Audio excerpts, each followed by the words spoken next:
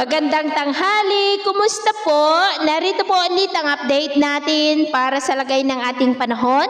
Ngayong tanghali po ng October 3, 2024 na kung saan sa ngayon ay tuluyan na po na nakabalik dito sa loob ng ating area of responsibility ang Typhoon Julian at naglandfall na rin dyan po sa may Taiwan habang taglay ang lakas ng hangin na umaabot po sa 140 kilometers per hour. Unti-unti na po yan na humihina dahil po sa land interaction at bukas ay posible na tuluyan na makakalabas sa ating area of responsibility.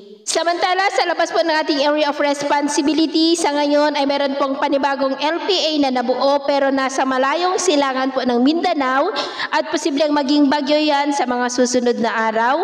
Pero ang base po dito sa pinapakita ng wind map ay hindi naman po ito nakitaan na papasok dito sa ating area of responsibility.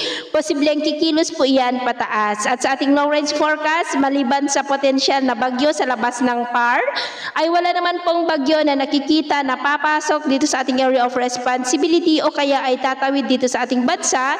For the next 2 weeks ay posibleng storm free po tayo at nasa transition period na tayo ng amihan season. At sa lagay ng ating panahon ngayong tanghali, generally fair weather naman po sa malaking bahagi ng ating bansa pero may tsansa pa rin ng maulap na kalangitan with isolated light moderate rain sa ilang bahagi ng Batanes, Cagayan, Quezon, Rizal, Laguna, Camarines Norte, Catanduanes, Mamburao, ilang bahagi po ng Panay Island, Bacolod, Bohol, ilang bahagi ng Leyte, Samar Provinces, Northern Mindanao, Caraga, Davao Region at Sorsogon. At sa susunod po ng mga oras, mas maraming lugar na po ulit ang mas makaranas ng maulap na kalangitan with isolated light rains. Kaya kung lalabas tayo sa ating matahanan, ay ugaliin naman po natin lagi ang magdala ng kahit na anong panangga natin sa init po ng araw at proteksyon na rin po sa mga biglaang buhos ng ulan.